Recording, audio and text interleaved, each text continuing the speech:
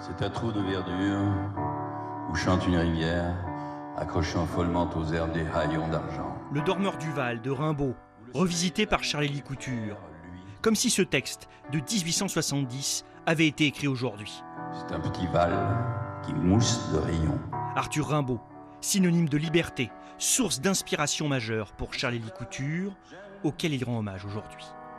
La main sur sa poitrine, tranquille. C'est justement la complexité d'une écriture d'une incroyable liberté qui fait que ça le met en amont de plein de mouvements artistiques même qui ont suivi. Mais l'artiste ne se contente pas de chanter Rimbaud. Il l'a imaginé à notre époque. Une série de toiles représentant le poète. Des œuvres réalisées durant le confinement et exposées à Douai, un miroir reflétant les jeunes années de Charles-Élie Couture.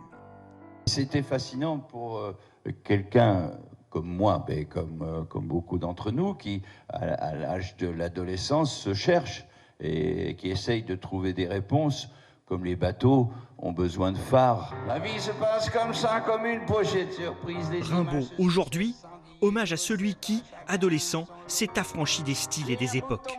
C'est d'autant plus admirable que ça se passe en 1870, à une période où justement le monde est un monde très cartésien. Et là, tout d'un coup, il y a ce personnage volant comme un papillon, insaisissable.